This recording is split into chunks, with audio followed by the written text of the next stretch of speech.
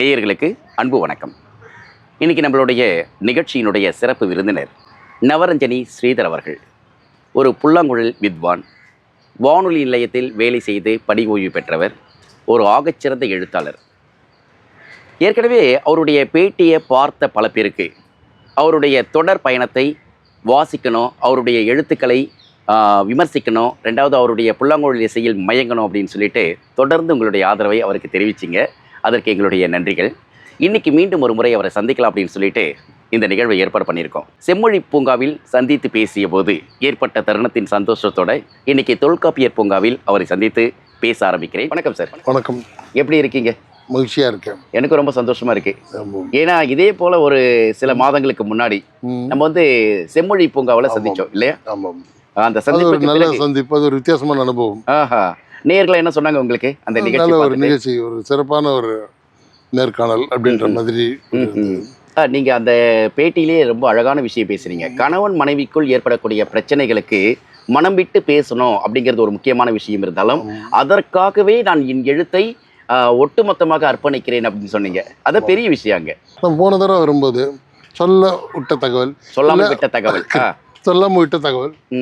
சொல்ல வேண்டிய தகவல், ஆனா அப்படிப்பட்ட ஒரு சில விஷயங்கள். சரி, ஆக்சுவலாக என்னோட திருமண வாழ்க்கையை பற்றி மட்டுமே நான் ஃபோக்கஸ் பண்ணி தான் என்னோட இனிமே இங்கே டைவர்ஸ் இருக்கக்கூடாது அப்படின்றது தான் நம்மளோட நோக்கமே. நிச்சயமா அதை பற்றி தான் நான் எழுதினேன். சொல்ல அந்த தகவல் என்னன்னா, to make intimacy between couples, English translation book. Oh அப்படியா? இது வந்து தமிழ்ல வந்து தம்பதியருக்குள் ஒற்றுமை ஓங்க அப்படின்றது பைலிங்குலா சார் இது? ஆமாம், இது வந்து இங்கிலீஷ் டிரான்ஸ்லேஷன். இந்த புக்கு வந்து ஓரளவுக்கு நல்ல ரீச் கிடைச்சு. இது இன்னொரு புக்கு. ஓ, இல்லறம் இனிக்க, ஒரு பக்கம் தமிழ்ல ஒரு பக்கம் ஆங்கிலத்துல. இது என்ன பர்பஸ்ல இது இப்படி பண்ணதுன்னா, இன்னைக்கு தலைமுறைக்கு நிறைய பேருக்கு தமிழ் தெரியல. சரிங்க சார். தெரிஞ்சவங்களும் இருக்காங்க, அது பர்சன்டேஜ் கம்மி. ஓகே. ஆனால் நம்ம புக்கு ஆனால் படிக்கிறதெல்லாம் வயதான தம்பதிகள் தான் நிறைய எனக்கு பாராட்டுதல் வரும். நிச்சயம் சார், ரொம்ப நல்லா எழுதிருக்கீங்க, அடுத்த தலைமுறைக்கு அது ரொம்ப பயனுள்ள புக்கு, அவங்க படிக்கிறாங்க. ஸோ 2 மொழியிலையும் ஒரே புக்கிலேயே கொடுத்துட்டா படிக்கிறவங்களுக்கு, ஒரு தமிழ் தெரியாதவங்களுக்கு டக்குன்னு அப்படியே ஆங்கிலத்தில் அப்படி படித்து போயிடுவாங்க. தமிழ் தெரிஞ்சவங்களுக்கு தமிழ்லேயும் இருக்கிற மாதிரி அந்த மாதிரி ஒன்று. இது இன்னொரு நூல். ஓ, இதுதான் முதல்ல வந்துச்சு. ஓ, இது வந்து முழுக்க முழுக்க ஆங்கிலம் தான். ஆங்கிலம். Strong family bond ways and mean. இது ஏற்கனவே வந்த புக்கு தான். Okay okay. நான் சொல்ல வந்த கருத்து 3 நூல்கள் ஆங்கில மொழியாக்கம் பண்ணியிருக்கேன். இந்த திருமண நூல்கள் பற்றி மட்டுமே. இது நல்ல அருமையான ஒரு விஷயம். இப்போ இந்த புத்தக கண்காட்சியில் வந்து இல்லறம் இனிக்க அப்படின்னு சொல்லிட்டு டாக்டர் நவரஞ்சனி ஸ்ரீதர் அவர்கள் எழுதின இந்த புத்தகம் வந்து ஆங்கிலத்திலே மொழியாக்கம் செய்யப்பட்டிருக்கு. ரேணுகா சுந்தரம்ன்றவங்க பண்ணியிருக்காங்க. அதே மாதிரி இன்னொரு பக்கம் பார்த்திங்கன்னா தம்பதியர்களுக்குள் ஒற்றுமை ஓங்க அப்படின்னு ஒரு புத்தகம். அந்த புத்தகத்தை அப்படியே ஆங்கிலத்தில் இன்னொன்று தனியாக வாங்காமல் ஒரே புத்தகத்திற்குள் ஆங்கில ஆக்கமாக ரேணுகா சுந்தரம் அவர்கள் வந்து எழுதியிருக்காங்க. To make intimacy between Renuka Sundaram translate பண்ணியிருக்காங்க. அதே மாதிரி ஒரு முழுக்க முழுக்க ஆங்கிலத்திலே எழுதிய ஒரு புத்தகம். இந்த 3 இது டிரான்ஸ்லேஷன் தானா? நவரஞ்சனி ஸ்ரீதர். இப்போ இது யார் எழுதின புத்தகத்தினுடைய டிரான்ஸ்லேஷன்? இது நான் எழுதினது, அவங்க டிரான்ஸ்லேட். ஓ, சாந்தாராஜன் எழுதியிருக்காங்களா? அவங்க டிரான்ஸ்லேட் பண்ணாங்க. ஐ சி. மணிமேகலை பிரசுரம். உங்களுடைய புத்தகங்கள் எல்லாம் குடும்பத்திற்காக மட்டுமே குரல் கொடுப்பதாக இருக்கு. என்ன காரணம்? உங்களுக்கே தெரிஞ்சிருக்கும். சமீபமா கடந்த சில வருடங்களுக்கு முன்னாடி இருக்கேன், இந்த பேப்பர்ல இருக்க செய்திகள்லாம் பார்க்கும்போது விவாகரத்து அப்படிங்கிற மையப்படுத்தி நிறைய செய்தி வரும். சரி. குறிப்பா அந்த ஃபேமிலி கோர்ட்ல தான் கூட்டம் அதிகம் இருக்கு அப்படின்ற நீதிமன்றங்கள் தான் கூட்டம் அதிகம், அந்த மாதிரியான ஒரு சூழ்நிலை இருக்கு. சரி. ஒரு எழுத்தாளனா எனக்கு ஒரு தார்மீக கடமை இருக்கு. நான் வாழ்ந்து பார்த்தேன். சந்தோஷமான மன வாழ்க்கையில் இருக்கிறேன். இளைய தலைமுறைக்கு, நல்ல குழந்தைங்களுக்கு நல்ல செய்தி சொன்னா நிச்சயமா ஒரு நல்ல விளைவுகள் தரும் அப்படிங்கிற ஒரு நல்ல நோக்கம். ஸோ அதை மையப்படுத்தி எழுதுறதுனால அதனால நமக்கு அதில் ஒரு நல்ல இனிமையான ஒரு ரிசல்ட்டும் கிடைச்சிருக்கு, நம்மளுக்கு நல்லபடியாக போயிட்டுருக்கு. ஓஹோ, இந்த மாதிரியான புத்தகங்கள் நம்ம வந்து பரிசு பொருட்களாக கொடுப்பதற்காக அதிகமாக கவனம் செலுத்துறாங்க. ஆனா பரிசாக கொடுத்துட்டு காணாம போயிடுறாங்க. வாசிப்பது என்பது மிக குறைவாகவே இருக்கு. இந்த வாசிக்க வைக்கிறதுக்கு என்ன முயற்சி பண்ணலாம்?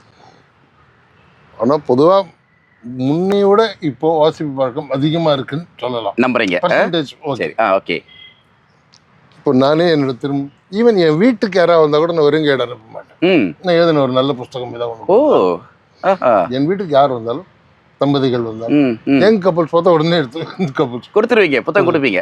வீட்டுக்கு வரவங்க விரும்பி இடம் ம், ம், ம். ஒரு நல்ல நம்ம எழுதுற நல்ல செய்திகள் மட்டும்தான் நிறைய நம்ம ஃபோக்கஸ் பண்ணுவோம். சரி. ஸோ நம்ம வீட்டுக்கு வரவங்களுக்கு ஒரு நல்ல புக்கு கொடுத்து அனுப்பணும். ம், ம். இப்போ சமீபமாக இப்போ இந்த புக்கு வந்தது, ஓகே, ஸ்மால் சில்ட்ரன் அப்படின்னு சொல்லிட்டு. Short stories for small children. Oh, குழந்தைகளுக்காகவே. இது வந்து நான் எழுதுனது ரொம்ப நாளைக்கு முன்னாடி. சரிங்க. அது 2006 தமிழில் வந்தது. ஓகே. இப்போ இங்கிலீஷ் டிரான்ஸ்லேஷன் வந்திருக்கு. ம், ம். நான் 20 வருஷத்துக்கு முன்னாடி குழந்தைங்களோட மனநிலைக்கு தகுந்த மாதிரி அப்போ இருக்கு. Okay, okay. பட் இது எல்லாமே நல்ல கருத்துக்கள் மட்டும்தான் சொல்லிது. ஓகே. எல்லா காலத்துக்குமே பொருந்தாது. சரி, சரி, சரி. குழந்தைங்களுக்கு என்ன சொல்லணுமோ அதை சொல்லியிருக்கு. ம், பொதுவாக நான் நிறைய இது எழுதுறதுக்கு முன்னாடி நிறைய படித்தேன். நான் படிக்கும்போது எல்லாருமே ஒரு ப்ராப்ளம் கேடுவான் கேடு நினைப்பான். ஆமா. அந்த மாதிரி அப்போ பொதுவா அந்த சொல்லி மாதிரி கொடுப்பாங்கல்ல. கதைகள். சரி. நான் என்ன எழுதுறேன், என் புக்கு படித்து யாரும் ஒரு தப்பான விஷயம் தெரிஞ்சிடக்கூடாது. ம். பேனா எடுக்கும்போது எடுத்த முடியாது. என் புக்கில் நல்ல செய்திகள் மட்டும்தான் சொல்லணும். வேற எதுவும் நல்லது போகக்கூடாது. பண்ணு, நல்லது நடக்கும். ஓ. நீ கஷ்டப்பட்டு படித்தா முன்னுக்கு வரலாம். ஸோ நீ நல்லது பண்ணி கஷ்டப்பட்டு உழைச்சி முன்னுக்கு வந்தால் ஸோ நல்லது சொன்னால் நல்லது நடக்கும். நான் கெட்டதை பற்றியே ஃபோக்கஸ் பண்ணேன். ஓ. 22 கதைகளிலும் வெறும் மாரல் ஸ்டோரிஸ் கிடையாது. இது பெரியவங்களுக்கும் நல்ல செய்தி தான். ஓ, குழந்தைகள் மட்டும் இல்ல, பெரியவங்களுக்கு சேர்த்து தான். பெரியவங்களுக்கும் ஒரு நல்ல செய்தி தான். ஆஹா, ஆஹா. வித்தியாசமான செய்தி. மன்னிக்கிறது ரொம்ப பெரிய தண்டனை. ஓ, தண்டனையிலே பெரிய. மன்னிக்கிறது மாதிரி ஒரு தண்டனை எதுவும் கிடையாது. ஒரு இன்னும் அதிகமாக பேசலாங்க. இது நல்ல அருமையான ஒரு டாபிக் எடுத்து கொடுத்துருக்காரு. ஆக்சுவலாக மன்னிப்பு அப்படிங்கிறதே வந்து ஒரு மனிதன் தெய்வ நிலைக்கு போகணும் அப்படின்னா மன்னிக்க தெரிஞ்சிருந்தால் அவன் மனிதர் அல்ல, தெய்வமாகிறான் அப்படின்வாங்க. அப்போ மன்னிப்பு அப்படிங்கிறதே ஒரு மிகப்பெரிய தண்டனை அப்படின்னா அந்த தண்டனை ஏன் வந்து மன்னிப்பை போய் நம்ம அதோட கனெக்ட் பண்ணுறோம்? ஸ்ரீதர் சார்கிட்ட தான் கேட்குறோம். பேசுவோம். நேயர்களுக்கு ஒரு முக்கியமான விஷயம் என்ன அப்படின்னா, இந்த பதிவு முழுக்க முழுக்க தொல்காப்பியர் பூங்காவில் பதிவு செய்யப்படுது அப்படிங்கிறதும், ஒவ்வொரு கேள்விக்கு மத்தியிலும் சில இடங்களை நம்ம காட்ட போகிறோம். ஸோ இந்த இடத்த பார்த்தீங்கன்னா உங்களுக்கு தெரியும். இது வந்து உங்கள் வீட்டு பிள்ளைகளை கூட அழைத்துட்டு வந்து இந்த இடத்துல இந்த பூங்காவில் நீங்கள் வந்து கொஞ்சம் நேரம் இலைப்பறனீங்கன்னு வச்சுக்கோங்களேன், ஒரு காட்டுக்குள்ளே இருக்கிற ஒரு உணர்வை நீங்கள் அடையலாம். நாட்டுக்குள் இருந்து காட்டுக்குள் வந்திருக்கிறோம். சார், ஆக்சுவலாக சரியான ஒரு லொக்கேஷனில் நம்மளது இது. இப்போ எனக்கு என்னென்னா, இப்போ நம்ம இப்போ உட்காந்து பேசும்போது ஒரு விஷயம் பேசணும்ல. சொல்லுங்க சார். நீங்கள் மன்னிப்பு ஒரு ஆகச்சிறந்த தண்டனை அப்படின்னீங்க. ஆமாம். ஏன் வந்து மன்னிப்பை தண்டனைன்னு சொன்னீங்க?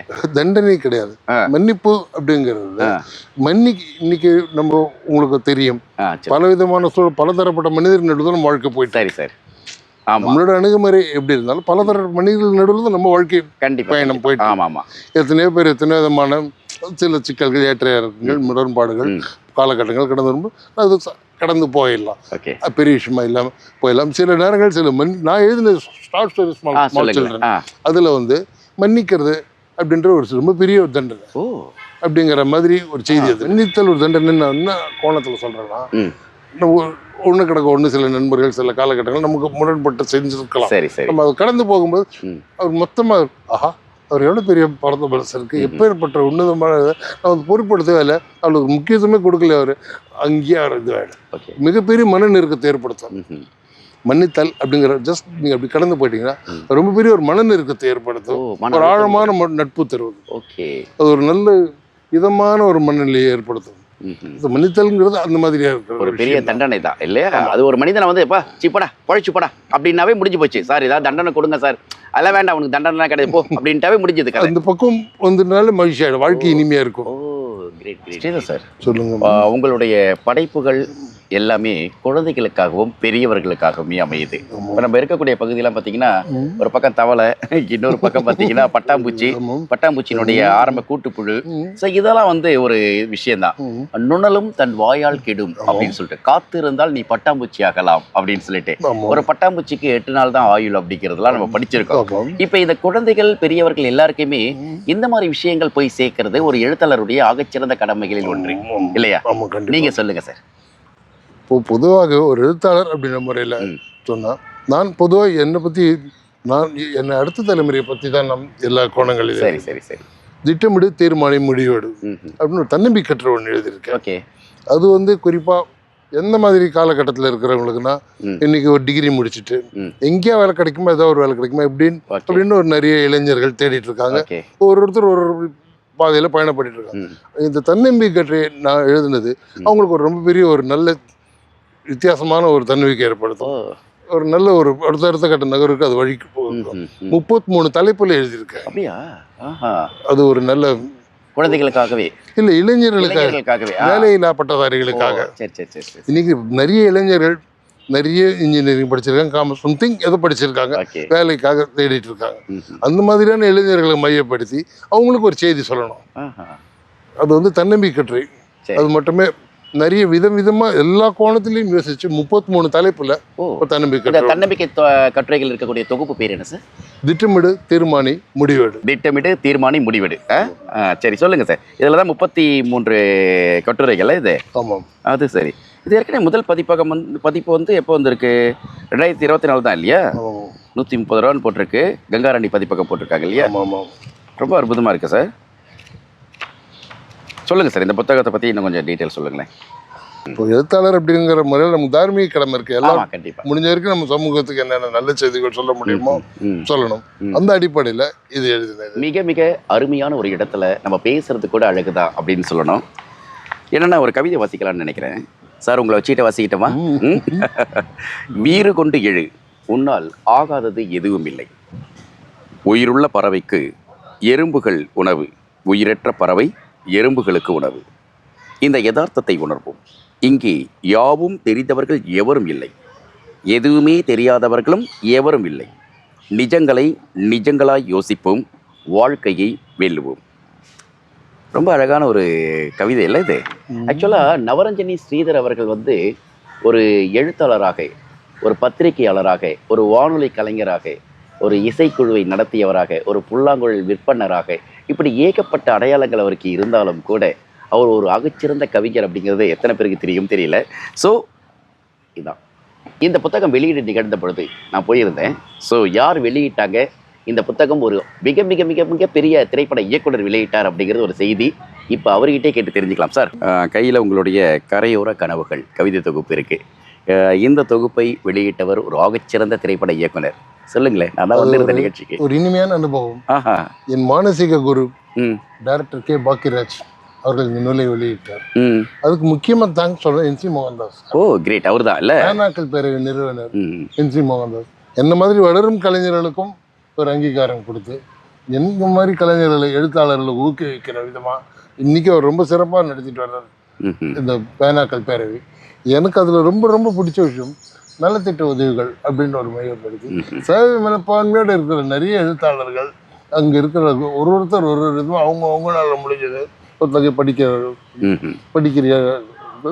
கல்வி உதவித்தொகை, இல்லை மாற்றுத்திறனாளிகளுக்கான உதவித்தொகை, திருமண உதவித்தொகை, இந்த மாதிரி அவங்கவுங்களுக்கு தேவைப்படுறவங்களுக்கு அது பேனாக்கள் பேரவை மூலமாக என்ஜி மோகன்தாஸா செய்கிறது ஒரு நிறைவான ஒரு சந்தோஷமான ஒரு விஷயம்.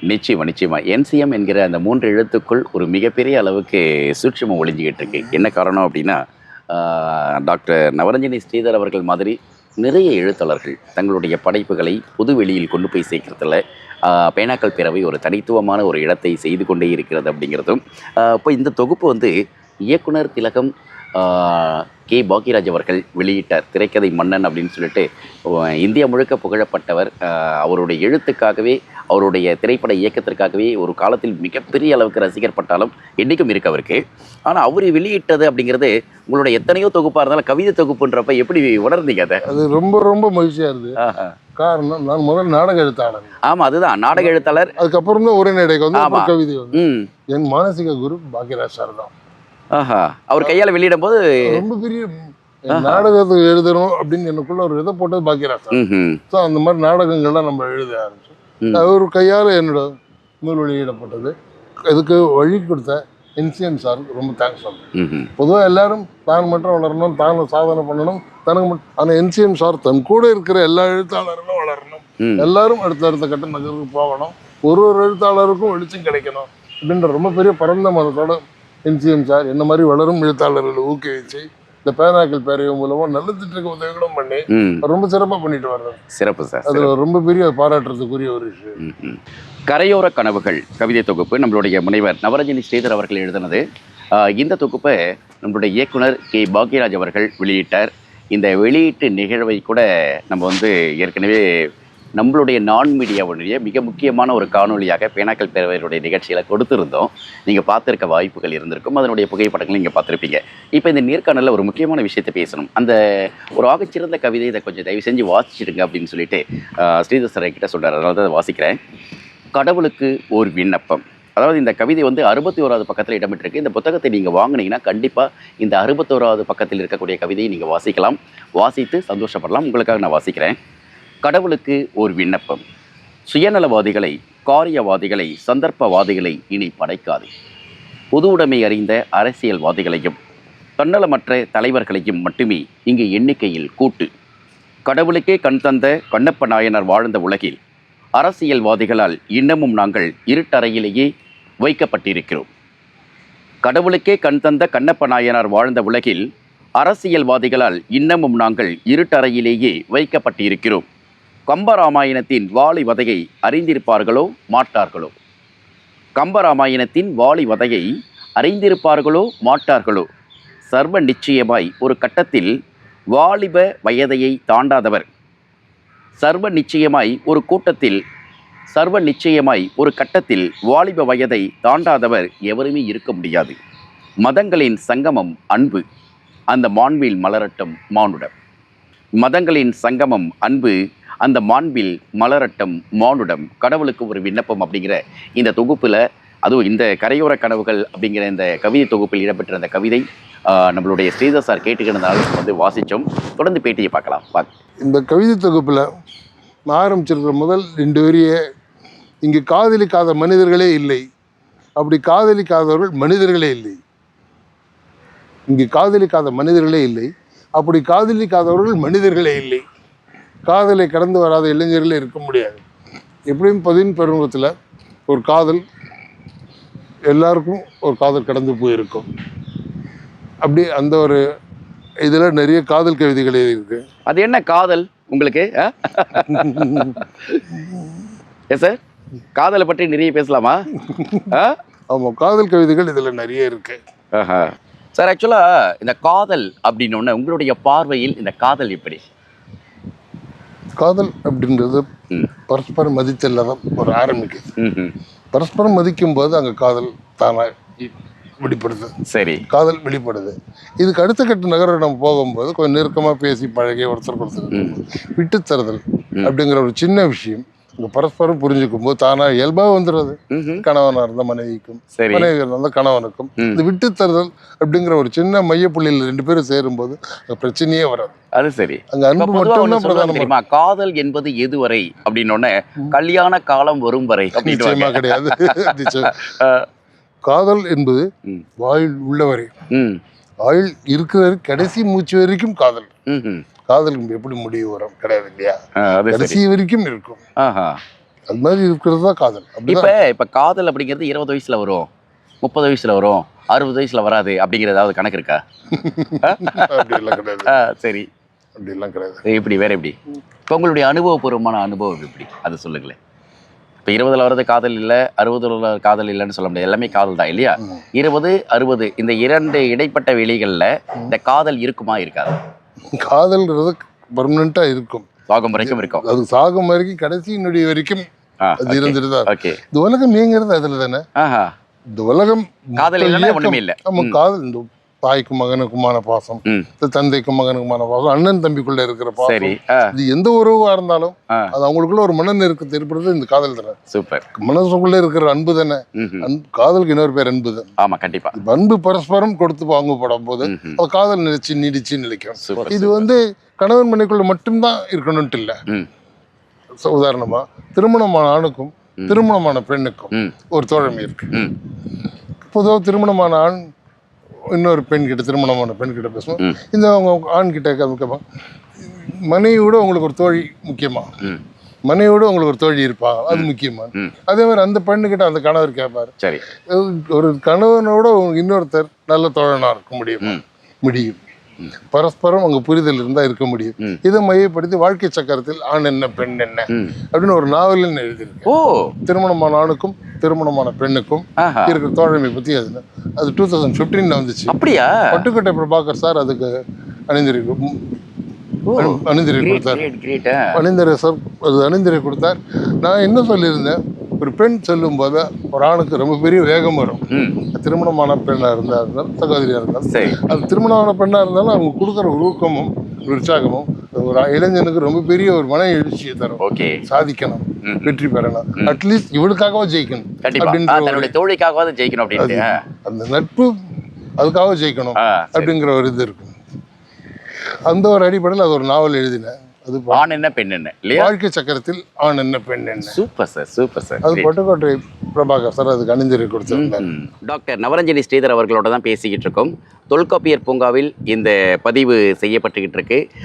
நிறைய கேள்விகள் அவர்கிட்ட, அவருடைய எழுத்து, அவருடைய கலை சார்ந்த விஷயங்கள் பேசும்பொழுதே இடையில சமூகம் சார்ந்த விழிப்புணர்வுக்காகவும் ஒரு எழுத்தாளர்கிட்ட கேட்க வேண்டிய சில கடமைக்கான உணர்வுக்காகவும் காதலை பற்றியும் பேசியிருந்தோம், குழந்தைகளை பற்றியும் பேசியிருந்தோம், இளைஞர்களை பற்றியும் பேசியிருந்தோம், வாழ்க்கையை பற்றி அடுத்த பரிமாணத்திற்கு இன்னொரு டைமென்ஷனில் பார்க்கணுன்றதுக்காகவே நம்ம வந்து சில கேள்விகளை முன் வச்சோம். இப்போ இன்னொரு கேள்வியை கேட்க போகிறேன். ஸ்ரீதர் சார், பார்க்குறீங்களே அலை வீசுது, ஒரு அற்புதமாக ஒரு சென்னைக்குள்ளே இப்படிப்பட்ட ஒரு இடத்துல நம்ம நின்று பேசுறதே அற்புதமாக இருக்குல்ல. உண்மையிலேயே இது ரொம்ப ஒரு சிறப்பான ஒரு விஷயம். இன்னும் இது பெரிய அளவில் தெரியணும். அதனால இந்த பதிவே, ஆமா, இந்த பதிவுல இதுவும் ஒரு முக்கியமான நோக்கம்.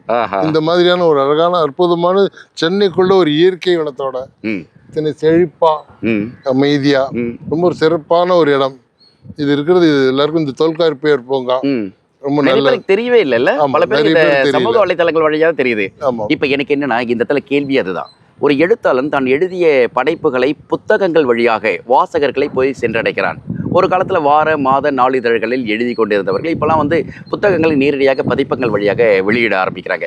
ஸோ நான் என்ன கேட்க வரேன்னா ஸ்ரீதர் சார், நீங்கள் வந்து உங்களுடைய புத்தகங்களை பதிப்பகங்கள் வாயிலாக நிறைய புத்தகங்களை கொண்டு வந்திருக்கீங்க, எல்லாமே நேரடி அச்சில் தொடராக எழுதாமல் இல்லையா?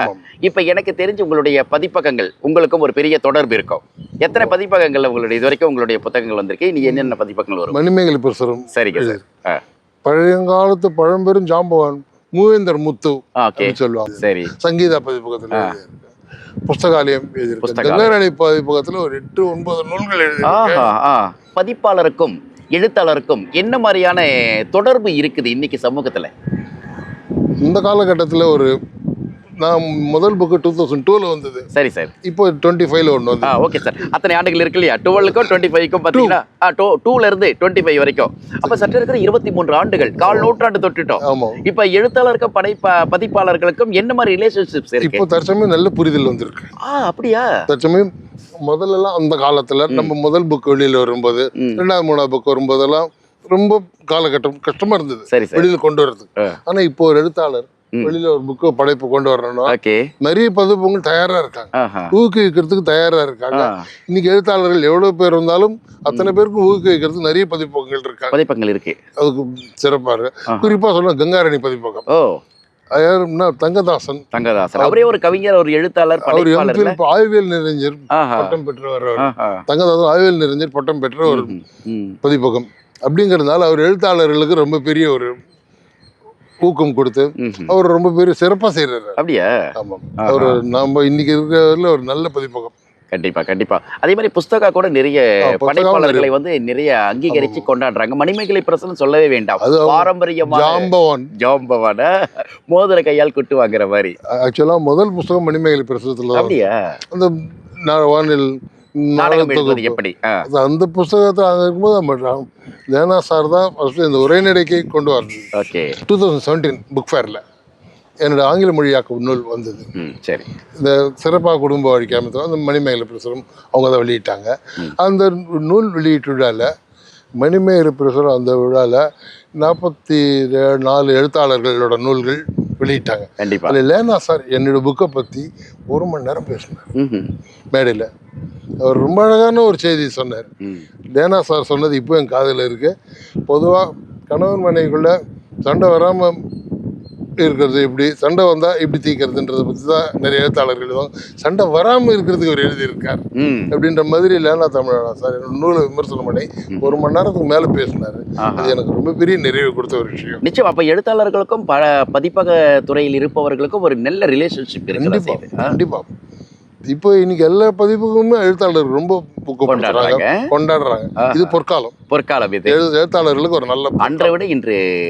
நான் 2002 முதல் புக் வரும்போது 2003 2005 ஒரு புக் வந்து. சரிங்க. அடுத்த 25, 6, 9 அப்படி பீரியாடிக்கலா வந்துட்டு சர்வீஸ்ல இருந்தனால அப்பப்போ அப்படி வந்துட்டு இருக்கும்.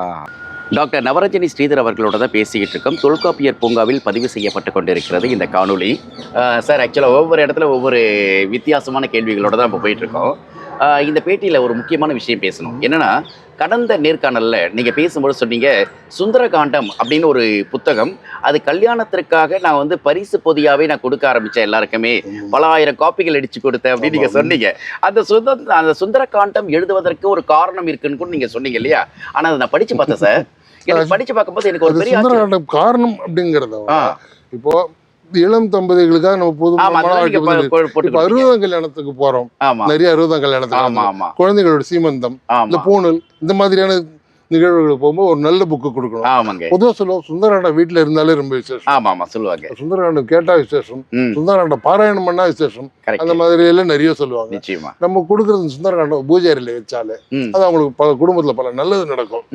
பட் சுந்தரகாண்டம் எழுதுனது எனக்கு ஒரு திருப்தி என்னன்னா, பொதுவாக நிறைய எழுத்தாளர்கள், நான் எனக்கு முன்னாடி நிறைய சுந்தரகாண்டம் படித்தேன். சரிங்க. எல்லாரும் கம்பராமாயணத்துலேருந்து எடுத்து தான் எழுதுவாங்க. ஆமாம், எல்லாமே ஸ்லோகங்கள் நிறைய இருக்கும், அதுக்கு விளக்கம் கொடுத்து எழுதுவாங்க. நான் எழுதின சுந்தரகாண்டம் வெறும் உரையாடல் மட்டும்தான் இருக்கும், வெறும் உரைநடை மட்டும்தான் இருக்கும். முழு சுந்தரகாண்டம் உரைநடை மட்டும்தான் இருக்கும். என் குருநாதர் பாலகுமாரன் அப்படிதான் எழுதியிருந்தார். அதை படிச்சு பார்த்தேன். சுந்தரகாண்டத்துக்கு வந்து இன்ஸ்பிரேஷன் வந்து நம்ம எழுத்தாளர் பாலகுமாரன் அவர்கள் தான். மானசீக குரு அவர், மானசீக குரு அவர் தான். சரி, அவர் எனக்காக நேரம் 1/2 மணி நேரம் ஒதுக்கி என் தலையை வருடி எனக்கு ஆசீர்வாதம் பண்ணி அடுத்த கட்ட நகர்வுகளை சொன்ன என் புக்கில் இது பதிவு பண்ணிருக்கீங்கல்ல. எனக்கு ரொம்ப பெரிய ஏமாற்றம் ஒண்ணு வந்தது ஒரு அக்கேஷன், அது நம்ம சொல்ல முடியாது. சொல்லுங்க சார். அது இந்த ஏமாற்றம் சொல்ல வேண்டாம்.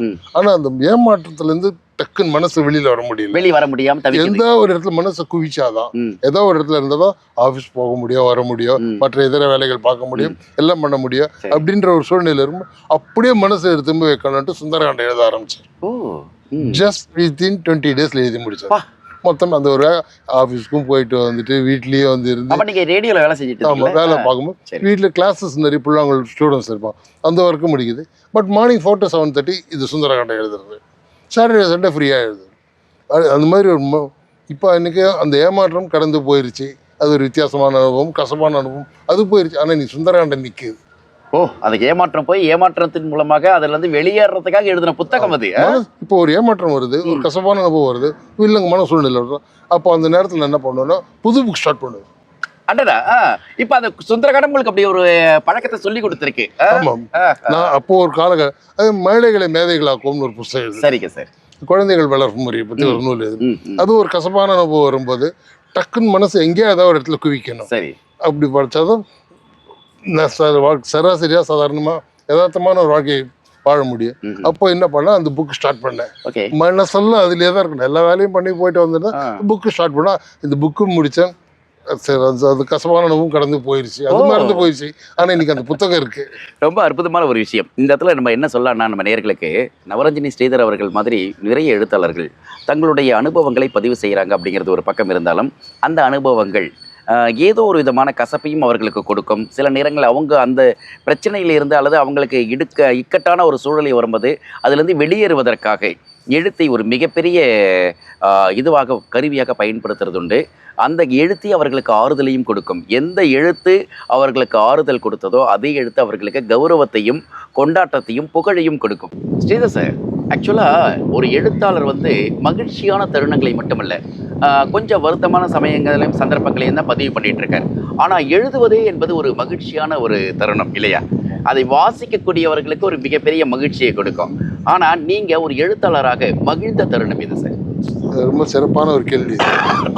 நம்ம பத்திரிகை ஜாம்பவான் நூருல்லா சார் ஒரு உயரத்துக்கு வச்சு திடீர்னு இங்கேயே இருந்தாலும் என்ன மாதிரி வளரும் எழுத்தாளர். அவர் இதுக்கு நான் குழந்தை, ஆனாலும் ஒரு குழந்தையை எப்படி தட்டி கொடுத்து வளர்த்து ஒரு குழந்தைக்கு எப்படி இது பண்ணுமோ, நூருல்லா சாரோட அறிமுகம் கிடைச்சதும் அவர் எனக்கு கொடுக்குற ஊக்கமும் உற்சாகமும் அவர் பேசும்போது கிடைக்கிறது இதமும் என் பேனாவுக்கு ரொம்ப பெரிய வலு சேர்க்குது. அவரோட அன்பு கிடைச்சதுக்கு ரொம்ப பெரிய நான் கொடுத்து வச்சிருக்கேன். அது என்னோட பூர்வ ஜென்ம புண்ணியம்னே சொல்லலாம். எந்த அடிப்படையில் இந்த அளவுக்கு இன்ஸ்பயர் பண்ணியிருக்காரு நூருல்லா சார்? நூருல்லா சார் அது வார்த்தைகளுக்கு மீறின ஒரு அன்பு. அது வார்த்தைகளுக்கு மீறின ஒரு அன்பு அவருக்கு மேலே வச்சிருக்கிறது. அந்த ஆசீர்வாதம் தான். நூருல்லா சார் ஆசீர்வாதம் கிடைச்சது என்சி மோகன்தாஸ் சாரால தான். அவருக்கு என்சி மோகன்தாஸ் சாருக்கு முதல்ல ஒரு தேங்க்ஸ். அவர் மூலியமாக பேனாக்கள் பேரையில் நூருல்லா சார் எனக்கு மேலே காட்டுற அன்புக்கு, அந்த அவரோட ஆசீர்வாதம் எனக்கு கிடைச்சதுக்கு நூருல்லா சாருக்கு ரொம்ப தேங்க்ஸ் சொல்லணும். நவரஞ்சனி ஸ்ரீதர் அப்படிங்கிறத விட ஸ்ரீதர் அப்படிங்கும்போது பழைய திரைப்பட இயக்குனர் ஸ்ரீதர் அவர்கள் அடிக்கடி கண் முன்னாடி வந்துட்டு போறார். கல்யாண பரிசாகட்டும், அதே மாதிரி அவருடைய காதலிக்க நேரம் இல்லையாகட்டும், இதெல்லாம் தொடர்ச்சியா பார்க்கும்போது ஸ்ரீதர் சார் ஒரு தனித்துவமான ஒரு தமிழ் அடையாளம் சினிமாவுக்கு. எழுத்துக்குன்னு பார்த்தீங்கன்னா நவரஞ்சனி ஸ்ரீதர் அப்படின்னே சொல்லணும். ஆக்சுவலாக வீட்டில் உங்களுடைய இல்லற வாழ்க்கை, அதாவது உங்களுடைய துணைவியார் போன பேட்டியிலே சொன்னீங்க, ஆனால் இந்த பேட்டியில் பிரத்யேகமாக உங்களுடைய இத்தனை ஆண்டு வாழ்க்கையில் ஒரு துணைவியாராக அவரை நீங்கள் எந்த அளவுக்கு புரிஞ்சு வச்சிருக்கீங்க, அதை சொல்லுங்களேன். துணைவியார் அப்படிங்கிறது ஒரு முக்கியமான கட்டம். அப்படின்னா இப்போ நான் ஏதாவது ஒரு புக் ஸ்டார்ட் பண்ணேன்னா, சரி சார், தினம் நான் ஒரு நாளைக்கு ஒரு இடத்துல உட்காந்து எழுதுவேன். எழுதிட்டு வீட்டில் எடுத்துட்டு வந்து பேக்கில் போட்டு வச்சு, சரி மொத்தம் வந்து ஒய்ஃப் கிட்ட, அம்மா அது முடிச்சுட்டுமா, பப்ளிகேஷன் கேட்குறாங்கம்மா அடுத்த புக்கு, சரி அது எடுத்து கொடுக்கணும்னா அவள் உட்காந்து பக்கம் மாதிரியா நீட்டாக அடிக்கிறோம். ஒரு 200 பக்கம் 250 பக்கம் எழுதுறேன், நீட்டாக அடிக்கிறோம்.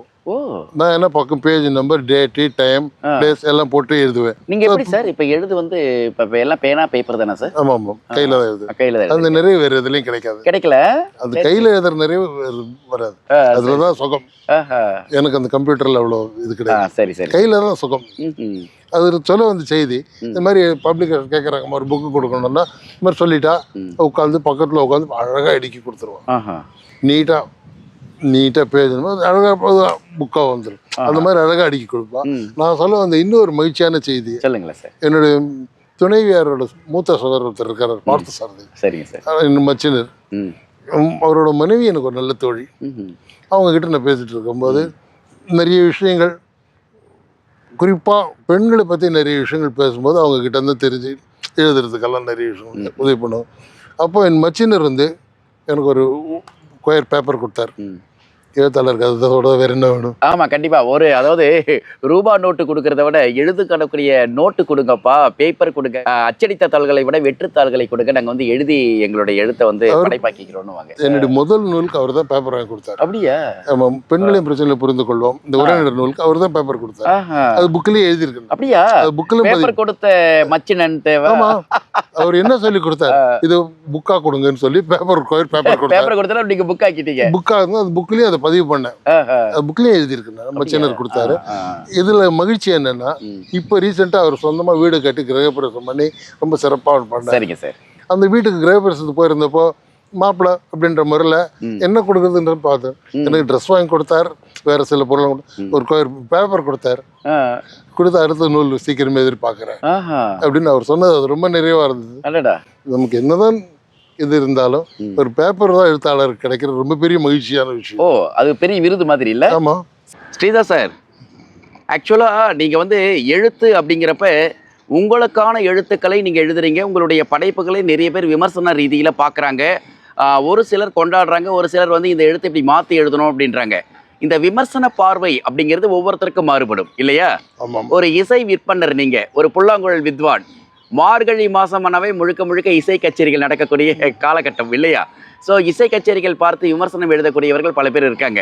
இருந்தாலும் சமீப காலமாக உங்களுடைய எழுத்துக்கள்ல இந்த விமர்சனமும் வருது. இந்த விமர்சனம் சார்ந்த விஷயத்தை பத்தி நான் கேட்கணும்னு ஆசைப்பட்டேன், சொல்லுங்களேன் சார். ஆக்சுவலாக நான் ஒரு இசைக்கலைஞன் அப்படின்ற முறையில் இன்னைக்கு எக்கச்சக்க இளம் வித்வான்கள் பிரமாதமாக வாசிக்கிறாங்க, ரொம்ப சிறப்பாக இருக்காங்க, ரொம்ப நல்லா பண்ணிட்டு இருக்காங்க. நான் ஒரு இசை விமர்சகராக ஒரு 5-6 கட்டுரைகள் எழுதியிருக்கேன் சமீபமாக. நான் வெறும் நிறைகளை மட்டும்தான் நிறைகள் மட்டும்தான் எழுது. பட் கச்சேரி முடித்த உடனே வித்வான்கள்கிட்ட தனிப்பட்ட முறையில் இது மாதிரி இது இப்படி பண்ணலாமா, இது இப்படி பண்ணோம், இது இப்படி பண்ணலாம், தனிப்பட்ட முறையில் சொல்லலாம். நான் எழுத்துக்களில் வெறும் நிறைகளை மட்டும்தான் நவரஞ்சன் ஸ்ரீதர் எழுதுவேன். நமக்கு விமர்சனம் பார்த்து அவங்களுக்கு ஏதாவது 2 கச்சேரி வரணும், இல்லை அவங்களுக்கு 2 ஸ்டூடெண்ட்ஸ் வரணும், அவங்களுக்கு அடுத்த கட்ட வளர்ச்சிக்கு நவரஞ்சன் ஸ்ரீதர் தூண்டுகோலாக இருக்கணும், ஒரு வழி காட்டுற மாதிரி இருக்கணும், ஒரு பாதையாக தான் இருக்கணும். என்னுடைய விமர்சனங்கள் அந்த மாதிரி தான் இருக்கும். சரி, இசை விமர்சனம் அப்படிங்கிறது தான் வந்து பொதுவாக இப்படி இருக்கு. மற்ற விமர்சனங்களும் திரை விமர்சனங்கள் இருக்கு, அதே மாதிரி புத்தக விமர்சனங்கள் இருக்கு. ஒரு தனிப்பட்ட ஒரு மனிதனுடைய வாழ்க்கையை பற்றி விமர்சனம் செய்வது, இதெல்லாம் எப்படி பாக்குறீங்க நீங்க? விமர்சனம் அப்படிங்கிறது தனிப்பட்ட மனிதனோட ஒரு இது தானே.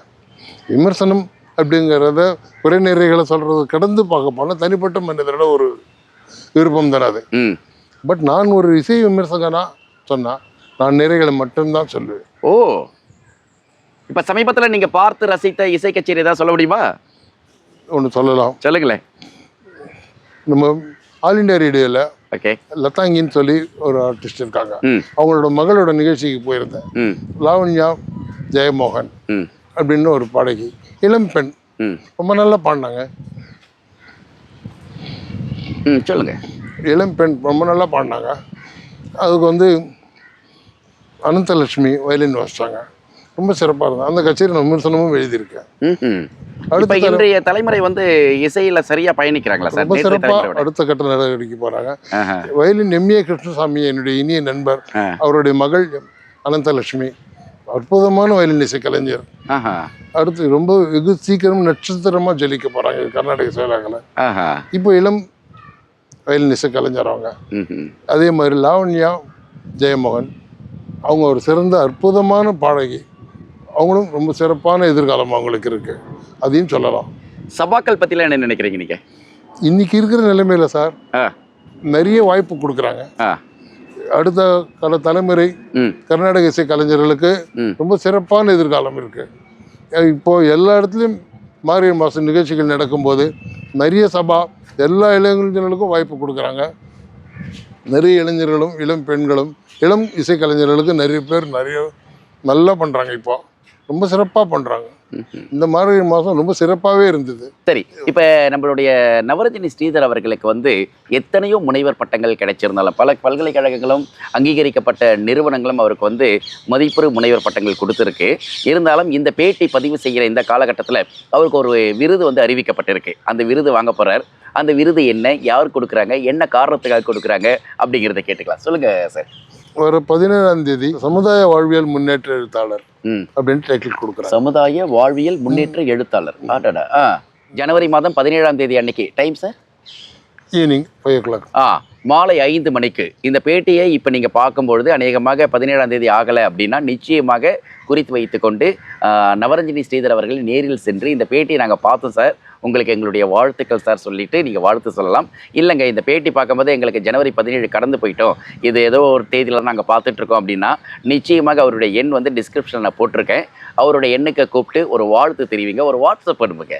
ஒரு எழுத்தாளனை கொண்டாடுவது ஒரு கொயர் பேப்பர் கொடுத்து அவருடைய மச்சனன் பாராட்டின மாதிரி நம்மள மாதிரி உலகத்தின் எங்கேயோ ஒரு நாட்டில் ஏதோ ஒரு கார்னரில் எங்கேயோ ஒரு மூலையில் இருந்து இந்த பேட்டியை நம்ம பார்க்கும்போது ஐயோ இவ்வளோ அழகான ஒரு எழுத்துக்களை எவ்வளோ விஷயங்கள் பேசியிருக்காரு, அந்த எழுத்தாளர் ஒரு சின்னதாக ஒரு கொண்டாட்டத்துக்காக ஒரு வாழ்த்து சொல்வோமே அப்படின்னா ஒரு வாட்ஸ்அப் பண்ணி ஒரு வாட்ஸ்அப் கால் பண்ணி அவரோட பேசுங்க. அந்த எழுத்தாளன் உள்ளபடியாகவே அடுத்த தொகுப்புக்கு தயாராகிடும். என்ன சார் மகிழ்ச்சியான செய்தி அது. அது உண்மையாக பெரிய விஷயம். எத்தனை கௌரவ விருது கிடைச்சாலும் அந்த விருதுக்கு இணையாகாது. இப்போ அதான் நான் திருப்பி சொல்லுவேன், என் மச்சன் எனக்கு கொடுத்த ஒரு பேப்பர் அது ரொம்ப பெரிய விருது. அவர் என்ன இன்னொரு நல்ல செய்தி இந்த இடத்துல சொல்லுங்க. என் மச்சன் எனக்கு ஒரு பையன் ஒரு பொண்ணு, மகளை கல்யாணம் பண்ணி தாத்தா ஆயிட்டார். அது ஒரு மாதிரி முடிஞ்சு. அவரோட மகன் அபிஷேக் அப்படின்னு பேரு. அவரும் நானும் நல்ல நண்பர். மைத்துனர் எனக்கு ஒரு நல்ல நண்பர். பாருங்களேன், உறவு முறைன்றது அப்புறம் தான். கண்டிப்பா. அவரோட மகன் வந்து CA படிச்சார். இப்போ ரீசெண்டா 6 months பேக். சரிங்க சார். அவர் எங்க வீட்டுல தான் படிச்சார். அவருக்கு எந்த அளவுக்கு என் மேல ஒரு அபிமானம் இருந்தா, படிக்கிற ஒரு குழந்தை நம்ம வீட்டுல நல்ல படிக்கிற குழந்தை. என்னை பொறுத்த வரைக்கும் நான் தான் படிக்கல, அதனால படிக்கிறவங்க யாரா இருந்தாலும் நான் ரொம்ப ஒரு மகிழ்ச்சி தான் அது. நிச்சயமா என்னால முடிஞ்ச. ஆமா, அந்த குழந்தை நம்ம வீட்டுல தான் படிச்சான். ஒரு 1 year நம்ம வீட்டுல தங்கி இருந்து படிச்சான். ஒரே அட்டெம்ப்ட்ல CA பாஸ் பண்ணான். CA பாஸ் பண்றது கஷ்டம், ஒரே அட்டெம்ப்ட்ல பாஸ் பண்ணான். கையோட அவனுக்கு வேலையும் கிடைச்சிருச்சு. அவன் என்னோட ஸ்டூடெண்ட் புல்லாங்குழல் என்கிட்ட தான் கத்துட்டான். குருவாவே இருந்து அவருக்கு புல்லாங்குழல் கத்து கொடுத்துருக்கீங்க. புல்லாங்குழல் நல்லா வாசிப்பான். ஆனா இப்ப வேலை கிடைச்சி ஹைதராபாத்ல நல்ல முறையில செட்டில் ஆயிட்டான். அந்த அபிஷேக் CA ஒரே அட்டெம்ப்ட்ல பாஸ் பண்ணது இங்க பதிவு பண்ண ரொம்ப விரும்புறேன். மிக அற்புதமான. ஏன்னா CA படிக்கிறதே கஷ்டம், அது ரொம்ப ரொம்ப கஷ்டமான ஒரு படிப்பு. அந்த குழந்தை ஒரே அட்டெம்ப்ட்ல அடிச்சான். பெரிய விஷயம். அது ஒரு மச்சினருக்கு அது ஒரு மகிழ்ச்சி. சரி, எனக்கும் ஒரு மகிழ்ச்சி. நம்ம வீட்டில் படித்தான் அந்த குழந்தை, நம்ம கண்ணு எதிர்க்க படித்தான். நான் சொல்லுவேன் நான் எழுதுற மாதிரி நீ படிக்கிறேன். ஏன்னா சுற்றி என்ன டிஸ்டர்பன்ஸ் எது இருந்தாலும் நம்ம பாட்டுக்கு அமைதியாக படிப்போம். சரி சரி. நான் மாதிரி தான் டீ கடையில் தான் எழுதுவேன். என்னை சுற்றி ஒரு உலகம் இயங்கிட்டு இருக்கும். எதற்கு எதை பேசிட்டு இருப்பாங்க, ரேடியோ பாட்டு பாடிட்டு இருக்கோம், ஏதோ ஒரு ஆனால் நான் பாட்டுக்கு எழுதிட்டு இருப்பேன். அது ரொம்ப கவனம் எல்லாம் அதில் இருக்கும். அந்த மாதிரி அவன் நல்லா படித்தான், ரொம்ப சிறப்பான முறையில் படித்து ஒரே அட்டம்ப்ட்ல பாஸ் பண்ணி நீ பிரைட்டாக இருக்கும். Okay, very good. Doctor Navaranjani Sridhar அவர்கள் வந்து குழந்தைகளுக்கான புத்தகங்கள் எழுதியிருக்கிறார், திருமணமான தம்பதிகளுக்காக புத்தகங்கள் எழுதியிருக்கிறார், குடும்பத்தில் எந்த பிரச்சனையும் இருக்கக்கூடாது, எல்லாரும் நல்லறமாக இருக்கணும், இனிக்கணும் அப்படிங்கிறதுக்கான புத்தகங்கள் எழுதியிருக்காரு. அது மட்டும் இல்லை, சுந்தரகாண்டம் மாதிரியான புத்தகங்களை வயது முதிர்ந்த 60 வயது 60ஆம் திருமணம் செய்து கொண்டவர்களுடைய வாழ்க்கைக்கு மிக உகந்த விஷயங்களை பேசக்கூடிய புத்தகங்களாக எழுதியிருக்கிறார். இன்னொரு பக்கம் பார்த்திங்கன்னா, இளைஞர்களுடைய வாழ்க்கையில் முன்னேற்றத்திற்காக அந்த முன்னேற்றம் சார்ந்த புத்தகங்கள் எழுதியிருக்கிறார். அதை கடந்து ஒரு கவிஞராகவும் அவர் வந்து ஒரு அருமையான கவிதை தொகுப்பை கொடுத்திருக்கார். இதெல்லாம் அவருடைய எழுத்து பயணத்திற்கு மிகப்பெரிய அங்கீகாரங்களையும் அவருக்கு மிகப்பெரிய கௌரவங்களையும் கொண்டு வந்து சேர்த்திருக்கிறது. இந்த நேரத்தில் இதுவரைக்கும் தன்னுடைய அனுபவங்களை பகிர்ந்து கொண்டார். அந்த அனுபவத்திற்கு நிச்சயமாக நம்ம தான் பெரிய நன்றி சொல்லணும். ரொம்ப ரொம்ப நன்றி சார். வணக்கம் சார்.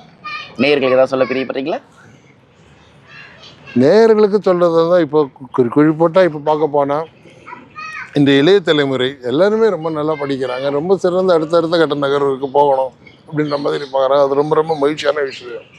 இதே மாதிரி இளைஞர்கள் தொடர்ந்து அடுத்தடுத்த கட்ட நகர்வுக்கு பயணிக்கணும். அவ்வளோதான். ரொம்ப நன்றி சார். ஓகே, சரி நேயர்களே, மீண்டும் அடுத்த ஒரு நிகழ்ச்சியில் இன்னொரு ஆகச்சிறந்த பிரபலத்துடன் உங்களை சந்திக்கிறேன். நிகழ்ச்சி குறித்த கருத்துக்களையும் விமர்சனங்களையும் ஆலோசனைகளையும் வழக்கம் போல கமெண்ட் செக்ஷனில் போஸ்ட் பண்ணுங்க. அடுத்த நிகழ்ச்சியில் சந்திக்கும் வரை அன்பு வணக்கங்களையும் வாழ்த்துக்களையும் சொல்லி விடைபெற்றுக் கொள்கிறேன். என்றும் உங்கள் நேசத்திற்குரிய நாகா. See you, bye-bye. நீங்கள் நிறைய பேசிட்டு இருந்தீங்க இல்லையா, மன்னிப்பு வந்து ஒரு பெரிய தண்டனை, அதே மாதிரி குடும்ப உறவுகளுக்கு வந்து கணவன் மனைவிக்குள்ள நெருக்கம் நல்லா இருக்கணும், அதே போல் குழந்தைகளுக்கு வந்து நல்ல மாரல் சொல்லி தரணும், இதெல்லாம் நிறைய சொல்லி கொடுத்துக்கிட்டே இருக்கீங்க இல்லையா. இந்த சொல்லி கொடுத்தல் அப்படிங்கிறத பழக்கம் வந்து எங்கே உங்களுக்கு தொடங்கிச்சு? ஏன்னா யாராவது ஒருத்தங்க மாரல் சொல்லி தரது இன்றைக்கி இல்லை இல்லையா. நீதி அப்படிங்கிறது வந்து இப்போ ஸ்கூல்ஸ்லேயே பார்த்தீங்கன்னா